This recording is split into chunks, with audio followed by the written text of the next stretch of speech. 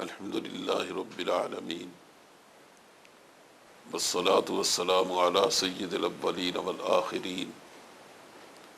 وعلی آلہ واصحابہ ومن تبعہم بإحسان الی یوم الدین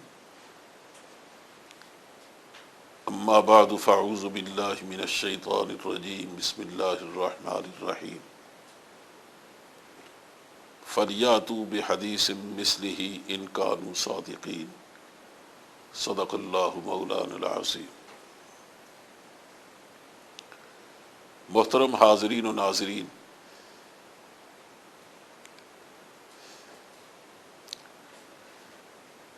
یہ بات بار بار عرض کی جا چکی ہے کہ ہمارے دین کے دو بنیادی سورسز ہیں، دو بنیادی دلائل ہیں۔ ویسے تو ادلہ شرعیہ چار ہیں،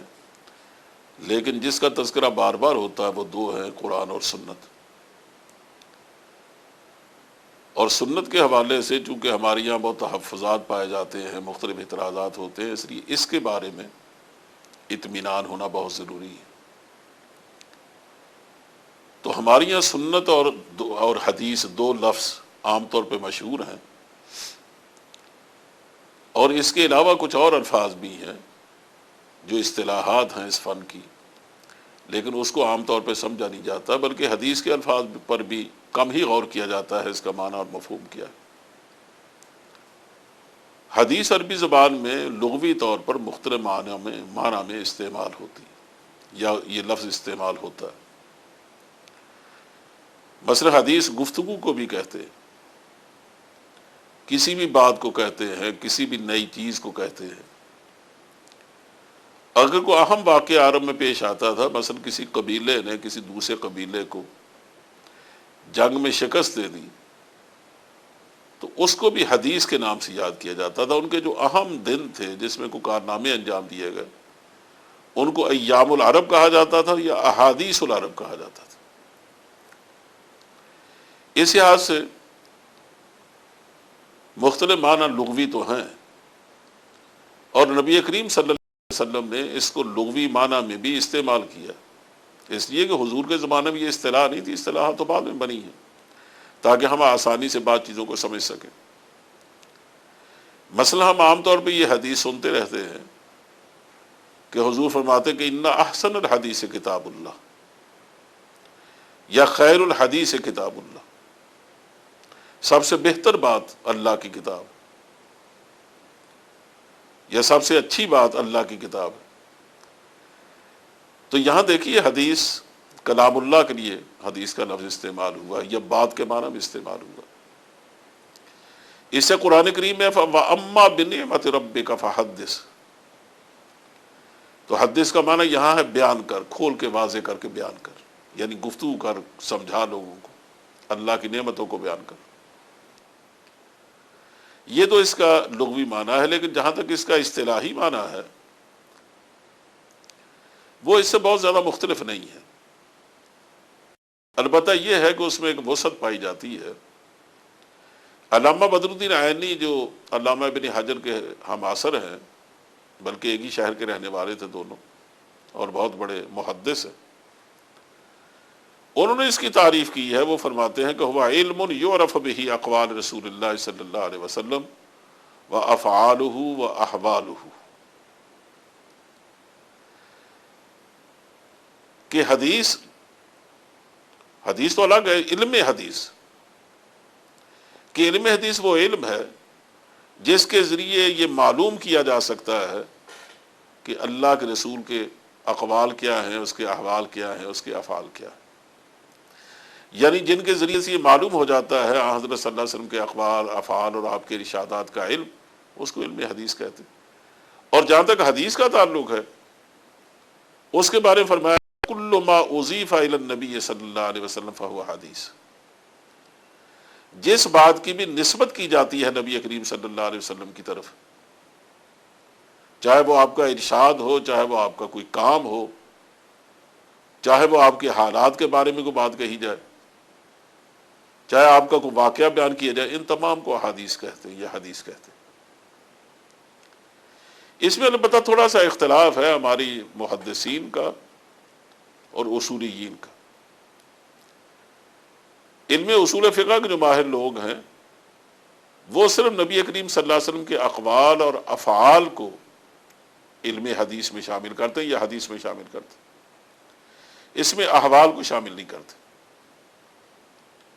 کیونکہ احوال جو آدمی کے ہوتے ہیں عام طور پہ غیر اختیاری ہوتے ہیں۔ مثلا ایک آدمی کی شکل و صورت کیا ہے، اس کا رنگ روپ کیا ہے، یا اس میں یعنی یا بعض عادات شامل ہوتی ہیں جو آدمی کے اختیار میں نہیں ہوتی۔ تو ان چیزوں سے تعلق چونکہ اصول فقہ کو نہیں ہے، اس لیے کہ اصول فقہ کا اصل کام احکام کا استنباط کرنا۔ وہ حدیث کو ایز اے حدیث نہیں پڑھتے، بلکہ حدیث کو اس لیے پڑھتے ہیں تاکہ اس سے ہم علم شریعت کو سمجھیں، اور اس سے جو مسائل نکالے جا سکتے ہیں، استنباط کیے جا سکتے ہیں، اجتہاد کیے جا سکتے ہیں، اس کے حوالے سے حدیث ان کے زیر بحث ہوتی ہے۔ اور جہاں تک استنباط اور اجتہاد کا تعلق ہے، ظاہر احوال سے اس کا کوئی تعلق نہیں، لیکن محدثین کے نزدیک چونکہ حضرت صلی اللہ علیہ وسلم موضوع ہے حدیث کا، ہر فن کا ایک موضوع ہوتا ہے نا، طب کا موضوع کیا ہے،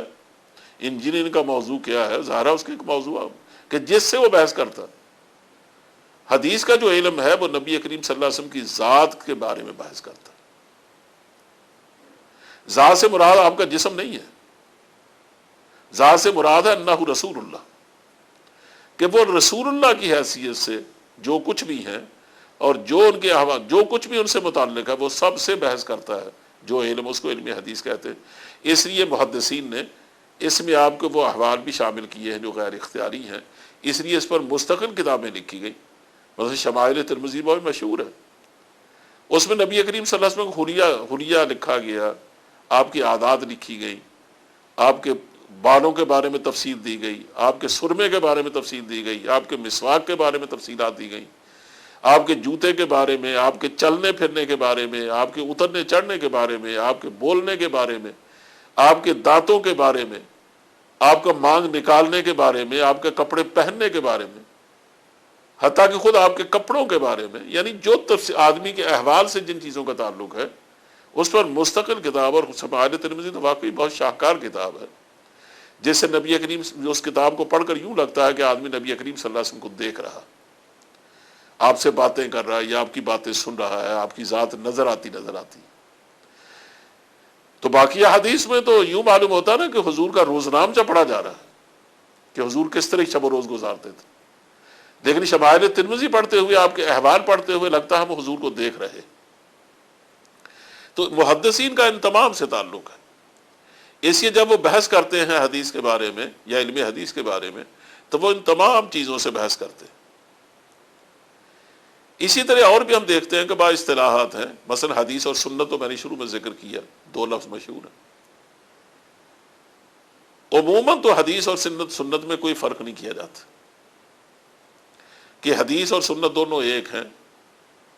اور ہماری کتابیں بھی اپنے ناموں کے اعتبار سے دیکھا جائے تو وہ دونوں میں عام طور پر بہت کم فرق کرتی ہیں، لیکن بعض ہمارے اہل علم ایسے ہیں وہ سنت کو الگ سمجھتے ہیں، حدیث کو الگ سمجھتے ہیں۔ وہ کہتے ہیں سنت تو حدیث تو حضرت صلی اللہ علیہ وسلم کے اقوال، آپ کے افعال اور آپ کے احوال، لیکن سنت اصل میں وہ طرز زندگی ہے جسے نبی کریم صلی اللہ علیہ وسلم نے صحابہ کو دیا ہے، کہ حضور نے مثلا ایک بات تو یہ ہے کہ حضور نے انما الاعمال بالنیات، یہ تو حدیث ہے، نیتوں پہ دار و مدار اعمال کا حضور کا ایک قول ہے، لیکن یہ طریقہ کہ آپ نے کھانا کیسے ہے، آپ نے پینا کیسے ہے، آپ نے عدالتیں کیسے چلانی ہے، آپ نے جنگیں کیسے لڑنی ہے، آپ نے صلح کیسے کرنی ہے، آپ نے حکومت کے معاملات کو کیسے چلانا ہے، آپ نے نمازیں کیسے پڑھنی ہیں، یہ ایک پورا طرز زندگی ہے، ایک نظام فکر بھی ہے، ایک نظام عمل بھی، یہ آپ نے مسلمانوں کو دیا اور اس کے مطابق ایک سیٹ اپ تیار کیا اور ایک معاشرہ، سوسائٹی بنائی۔ یہ جس طریقے پر چلتے ہیں مسلمان، اس طریقے کو الطریقۃ المتبع جن کہنا چاہیے، کہ جس پر چلا جاتا ہے اس طریقے کو سنت کہتے ہیں۔ تو ان کے نزدیک اس کی یہ تعریف ہے، لیکن صحیح بات یہی معلوم ہوتی ہے کہ دونوں ایک دوسرے کے معنی میں استعمال ہوتے۔ جو طریقہ حضرت صلی اللہ علیہ وسلم کو دیا آپ دے گئے ہیں، ظاہر وہ حدیث ہی سے مستنبط ہوتا ہے۔ تو اس سے مستنبط ہونے والی چیز ظاہر ہے اس سے الگ یا بیگانہ تو نہیں ہو سکتی. اس لیے اگر ان دونوں میں فرق ہے تو معمولی فرق ہے، کوئی خاص ایسا فرق نہیں، عموم و خصوص کا فرق ہو سکتا ہے. اس کے دونوں کا عام طور پر استعمال ایک دوسرے کی جگہ ہوتا ہے. اسی طرح کچھ اور الفاظ بھی استعمال ہوتے ہیں. مثلا اثر کا لفظ استعمال ہوتا ہے، الف سے رے، جس کی جمع آثار. اسے خبر کا لفظ جمع ہوتا استعمال ہو، جس کا معنی اخبار. اسی آپ کو دیکھیں گے احادیث کو بعض دفعے حدیث کی کتابوں میں اخبار کہا جاتا ہے، اخبار خبر کی جمع. تو خبر تو قریب قریب کہنا چاہیے کہ حدیث ہی کا ہم معنی. لیکن جہاں تک اثر کا تعلق ہے اس کو اگر یہ سمجھا جائے، کیونکہ بعض اہل علم کا خیال یہ ہے کہ جس طرح نبی کریم صلی اللہ علیہ وسلم کے اقوال و اعمال اور آپ کے احوال یہ حدیث ہے، اسے خلفاء راشدین کے اور صحابہ کے حالات یہ بھی حدیث ہے. اسی کو نے جو کچھ کیا نبی کریم صلی اللہ علیہ وسلم کے ارشادات کی روشنی میں کیا، اور ہو سکتا ہے کہ ہمیں وہ ارشاد نہ پہنچا ہو لیکن ان کا عمل یہ بتاتا ہے کہ یقینوں نے یہ بات حضور سے سنی ہوگی. اس کے جب وہ کوئی عمل کرتے ہیں، یہی وجہ ہے کہ امام مالک رحمۃ اللہ علیہ بعض موطا امام مالک میں کسی صحابی کے عمل کو وہاں کوٹ کرتے ہیں اور اس کو سنت کا نام دیتے ہیں. تو وہ سنت کن معنوں میں ہے کہ کوئی صحابی ظاہر ہے کوئی کام کر نہیں سکتا اگر کوئی پیچھے نبی کریم صلی اللہ علیہ وسلم کی ہدایت نہیں. تو اس لحاظ سے اثر، یعنی اس لحاظ سے چونکہ صحابی کی سنت بھی، صحابی کا کام بھی سنت کہلاتا ہے، تو اور اثر کہتے ہیں صحابہ کے کام کو اور صحابہ کے طریقے کو، تو پھر ظاہر ہے سنت اور اثر ایک ہو جائے گا اور حدیث اور اثر ایک ہو جائے گا. لیکن جو لوگ صحابہ کے طریقوں کو اور ان کے کاموں کو سنت میں شامل نہیں کرتے، بلکہ ان کو اگر سنت میں شامل کریں تو سنت صحابہ کہتے ہیں، سنت رسول نہیں کہتے. وہ اس میں تھوڑا سا فرق کرتے ہیں. وہ کہتے ہیں مثلا ایک حدیث بیان کی جا رہی ہے، حدیث ایک صحابی یہ کہتے ہیں کسی بات کو بیان کر رہے ہیں کہ وہ کہتے ہیں فلاں نے مجھ سے روایت کیا، فلاں نے مجھ سے روایت کیا، فلاں نے مجھ سے روایت. اس کے بعد وہ اصل قول کو ذکر کر دیتے ہیں. جب وہ کسی صحابی تک پہنچتے ہیں نا، مثلا امام بخاری فرض کریں یہ کہیں کہ اس کو روایت کیا فلاں نے، اس کو روایت کیا فلاں نے، اس کو روایت کیا فلاں نے، اور اس کو روایت کیا حضرت ابو ہریرہ نے. اس کے بعد وہ یہ نہیں کہتے کہ حضرت ابو ہریرہ نے نبی کریم صلی اللہ علیہ وسلم سے یہ سنا، یہ نہیں کہتے، بلکہ اس کے بعد جو قول ہے نا اس کو ذکر کر دیتے ہیں. تو یہ قول جو صحابی پہ جا کے رک جاتا ہے اس کو موقوف کہتے ہیں، اور جو قول نبی کریم صلی اللہ علیہ وسلم تک پہنچتا ہے اور حضور کے حوالے سے ذکر کیا جاتا ہے اس کو مرفوع کہتے ہیں. اس لیے وہ کہتے ہیں کہ جو روایت صحابی تک جا کے رک جائے وہ موقوف اس کو کہتے ہیں، اسی کو اثر کہتے ہیں. اور جو روایت مرفوع ہے یہ نبی کریم صلی اللہ علیہ وسلم کے حوالے سے بیان کی جاتی ہے اس کو حدیث کہتے ہیں، یہ سنت کہتے ہیں، اس کو اثر نہیں کہتے. تو اثر عام طور پر چونکہ میں نے جیسے عرض کیا کہ اس کی جمع آثار ہے، تو صحابہ کے حالات بیان کرتے ہوئے یا ان کے اخبار بیان کرتے ہوئے یا تابعین کے بھی، ان کو عام طور پہ آثار تابعین یا آثار صحابہ کہا جاتا ہے. تو اس لیے دیکھنا پڑتا ہے کہ بعض دفعہ تو حدیث کے معنی میں ویسے چونکہ استعمال ہوتا ہے، لیکن عموماً چونکہ صحابہ کے ساتھ اس کو استعمال کیا جاتا ہے. جب آثار صحابہ کہا جائے گا تو اس کا مطلب یہ صحابی کا قول ہے یا صحابی کا عمل ہے، نبی کریم صلی اللہ علیہ وسلم کا ان معنوں میں نہیں. ہو سکتا حضور کو ہو لیکن انہوں نے حضور کی نسبت سے اس کو ذکر نہیں کیا، اس لیے ہم اس کو صحابی کا قول عمل سمجھیں گے. ورنہ خبر کا عام طور پر معنی تو اطلاع ہی ہوتا ہے، لیکن حدیث کے معنی میں استعمال ہوتا ہے. بر یہ اس کی ابتدائی چند اصطلاحات ہیں کہ جن سے واقفی ضروری ہے، ورنہ اس کے بغیر آدمی بعض رک جاتا ہے کہ یہاں تو لفظ حدیث کا نہیں سنت کا ہے، یا اثر کا ہے، یا خبر کا ہے، یا موقوف ہے، یا مقطوع ہے، یا یہ مرفوع ہے. تو اس میں اگر آدمی کو یہ معلوم نہ ہو کہ اس کا مفہوم کیا ہے تو آدمی صحیح طور پر اسے استفادہ نہیں کر سکتا. اس کے علاوہ میں اس سلسلے میں دو باتیں کہنا چاہتا ہوں، یہ بہت ضروری ہے. ایک بات تو یہ ہے کہ حدیث واقعات نے ایک علم حدیث ایک بے مثال علم ہے جس کی مثال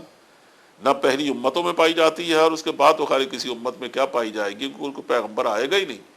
تو ظاہر ہے کہ اس علم کی ضرورت پیدا نہیں ہوگی۔ پہلی امتوں کو جب دیکھتے ہیں تو دیکھ لیجئے، خاص طور پر تورات کو دیکھ لیجئے۔ آج اگر آپ تورات کو پڑھیں تو وہ تورات آپ کو نہیں ملے گی جو حضرت موسیٰ علیہ السلام پر نازل ہوئی تھی۔ جو آج کی تورات کو عہد عتیق کہتے ہیں، یہ تو اصل میں یا کہنا چاہیے بلکہ تاریخ یہود ہے۔ یہود کی تاریخ لکھتا لکھتا مورخ کہیں یہ کہتا ہے، خداوند خدا یہ کہتا ہے، اس کا مطلب وہ آیت تورات کی ہے۔ اسے انجیل ہے تو وہ اصل میں حضرت عیسیٰ علیہ السلام کی بایوگرافی ہے۔ اس کے اندر انہوں نے حضرت عیسیٰ علیہ السلام کے اقوال بھی لکھے ہیں اور اللہ تعالیٰ کے اقوال بھی لکھے۔ اب اس میں جو اقوال ہیں، یعنی وہ تو یوں کہنا چاہیے حدیث ہیں، احادیث ہیں حضرت عیسیٰ علیہ السلام کی، ان کو اگر آپ شمار کرنا چاہیں تو ان کی تعداد 200-250 سے زیادہ نہیں ہے۔ لیکن عجیب بات یہ ہے کہ کل 200-250 اقوال ہیں ان کے پیغمبر کے، لیکن ان کے راویوں کی ان کو کوئی خبر نہیں۔ یعنی جنہوں نے خود مرتب کی ہیں انجیلیں، انہوں نے حضرت عیسیٰ علیہ السلام کو دیکھا تک نہیں تھا۔ یہ ثابت نہیں ہوتا کہ انہیں دیکھا۔ اور یا جن حواریوں کی بات کی جاتی ہے، ان حواریوں کو دیکھنے والے نہیں، ان کا دیکھنا ثابت نہیں ہوتا۔ اور ہمارے یہاں امام بخاری کا حال یہ ہے یا امام مسلم کا کہ جب تک ایک راوی سے یہ ثابت نہ ہو جائے کہ جس دوسرے راوی سے وہ حدیث بیان کر رہا ہے اس کی واقعی آپ سے ملاقات ہوئی تھی، اس وقت وہ حدیث قبول نہیں کرتے، حدیث کو رد کر دیتے۔ یعنی بعض دفعہ تو ہم اثر ہونا غالباً امام مسلم کے نزدیک کافی ہے، لیکن امام بخاری تو اصرار کرتے ہیں کہ جب تک ان کی ملاقات ثابت نہ ہو جائے تاریخی طور پر، اس وقت تک ہم ان سے روایت نہیں لیں گے۔ اور یہاں حال یہ ہے کہ حواریوں یا دوسرے لوگوں جنہوں نے مرتب کیا ہے اناجیل کو، ان کا عیسیٰ علیہ السلام سے ملنا اور ان کا آپس میں ملنا تاریخی طور پہ ثابت نہیں ہوتا۔ پھر یہ ہے کہ 200-250 کل اقوال ہیں، ان کے یاد رکھنے والے اور ان کے آگے روایت کرنے والے اور کوئی تو سینکڑوں میں ہی ہوتے، درجنوں میں بھی نہیں، بلکہ کوئی بھی نہیں کہنا چاہیے۔ آپ ان سے پوچھ لیجئے کہ بتائیے جن راویوں نے اس کو بیان کیا آپ ان کے حالات سے واقف ہیں؟ تو عیسائی کوئی بھی بڑے سے بڑا عالم آپ کا منہ دیکھے گا، یہ آپ اس سے کیا پوچھ رہے ہیں۔ لیکن آپ دیکھیں کہ علم حدیث کا ایسا علم ہے کہ نبی کریم صلی اللہ علیہ وسلم کے محض ارشادات، آپ کے احوال اور آپ کے افعال کو روایت کرنے والوں کے حالات بھی حضور کے ساتھ محفوظ رہے۔ یعنی حضور کی حدیث تو محفوظ ہیں ہی، جن صحابہ نے حضور سے روایتیں کی ہیں ان کی تعداد 11-12 ہزار سے لے کر 15 ہزار تک کہی جاتی ہے، اور ان تمام کے من و عن حالات محفوظ ہیں۔ اس لیے آگے پھر تابعین نے ان کو ان سے روایت کیا ہے، تبع تابعین نے ان سے روایت کیا ہے، اور امام بخاری تک پہنچتے پہنچتے جتنے لوگ راوی تھے، اس لیے کہ میں اس سے پہلے کر چکا ہوں نشست میں کہ انہیں لمبے لمبے سفر کیے ان راویوں سے ملاقات کرنے کے لیے، تاکہ ان کے حالات کو بھی جانچیں اور یہ دیکھیں کہ وہ قابل اعتماد ہیں بھی یا نہیں، اور اصل ویریفائی کریں اپنی حدیث کے بارے میں جو ہم تک پہنچی ہے۔ تو سینکڑوں میل، بلکہ بعض دفعہ تو 3 بر اعظموں کا سفر کیا انہوں نے۔ یہ اس لیے کیا تاکہ ان کے ان کے حالات جمع کیے جائیں، اور جب ان کے حالات جمع ہو چکے تو وہ فن رجال وجود میں آیا، جس میں 5 لاکھ انسانوں کے حالات محفوظ ہیں، صرف نبی کریم صلی اللہ علیہ وسلم کے حالات کی حفاظت کے وجہ۔ اور یہ عام شہادت نہیں ہے، میں اس سے پہلے بھی ایک نشست میں کہہ چکا ہوں کہ 1854 میں یہاں کے سیاہ تعلیم کا جو ڈائریکٹر رہا کلکتے میں، ڈاکٹر اسپرنگر، وہ ویسے تو جرمن تھا، اور وہ باقاعدہ اس نے عربی کا علم حاصل کیا، اور اس نے براہ راست حضرت صلی اللہ علیہ وسلم کے خلاف کتاب لکھی حدیث کی، لیکن اور اس نے بعض کتابیں چھپوائی بھی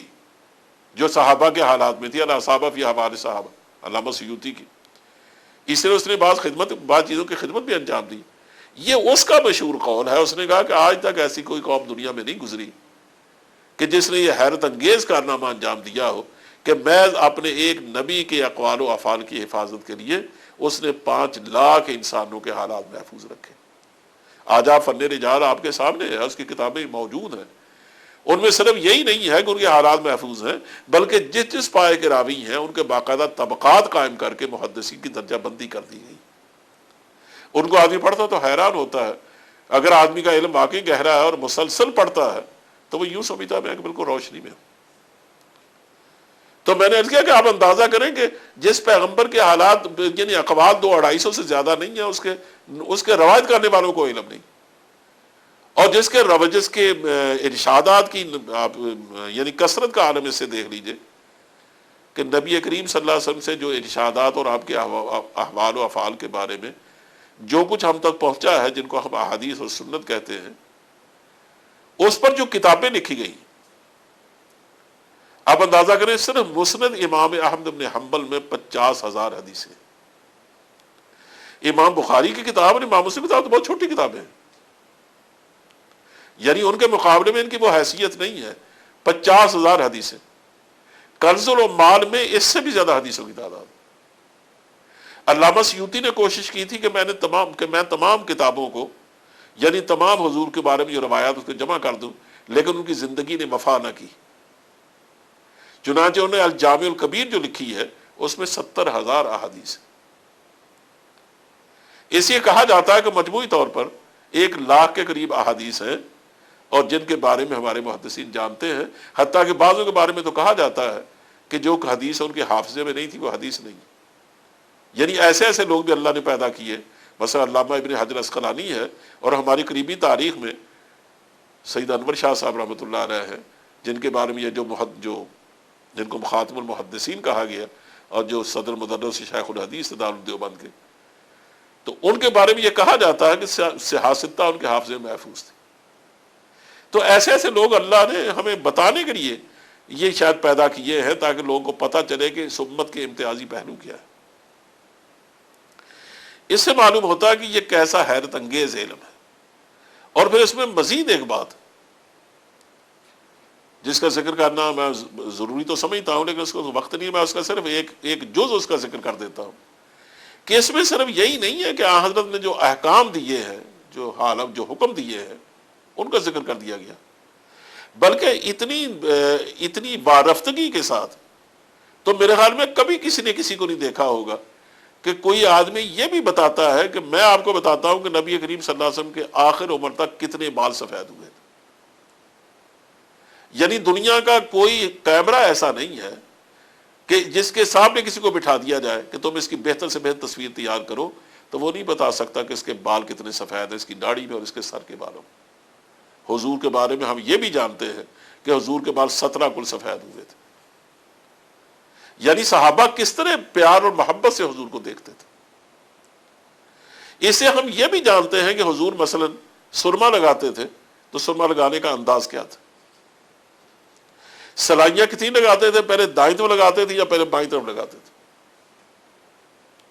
ہم یہ بھی جانتے ہیں کہ حضور جوتا کیسے پہنتے تھے۔ ہم یہ بھی جانتے ہیں کہ حضور نے کون کون سا لباس پہنا ہے اور اس کے پہننے کا طریقہ کیا تھا۔ جب پہنتے تھے تو آپ کیا دعا پڑھا کرتے تھے، حضور کو کون کون سی سبزیاں پسند تھی، جب آپ کھانا کھاتے تھے تو کس انداز سے کھاتے تھے۔ یعنی یہ حضور کے احوال غیر اختیاری جو ہے، ان کا جس پر میں نے عرض کیا کہ مستقل کتابیں اس پر لکھی گئی ہیں، جس میں شمائل ترمذی تو بہت مشہور ہے۔ اب یہ دنیا میں ایک ایسی نایاب چیز ہے جو صرف علم حدیث کے حوالے سے دنیا جانتی ہے، ورنہ دنیا کے کسی بڑے سے بڑے آدمی کے بارے میں یہ باتیں کیا، اس کے تو اصل حالات ہی محفوظ نہیں ہیں، ان باتوں کا تصور ہی کیا ہے۔ اس لیے اللہ کا شکر ہے کہ ہم اس لحاظ سے، ہم امت اسلامیہ کے حوالے سے میں کہہ رہا ہوں کہ اس لحاظ سے ہم بڑے مالدار اور خوش نصیب لوگ ہیں کہ ہمارے پاس ایک ایسی زندگی کا روزنامچہ اور ایک ایسی زندگی کے غیر اختیاری احوال تک موجود ہے کہ اگر ہم اس سے فائدہ اٹھانا چاہیں، اور فائدہ نہیں اٹھائیں گے تو برباد ہو جائیں گے، تو ہمارے لیے کوئی کہیں بھی تاریکی نہیں ہے، ہر جگہ روشنی روشنی۔ اللہ ہمیں اس کی توفیق عطا فرمائے۔ وآخر دعوانا الحمد للہ رب العالمین۔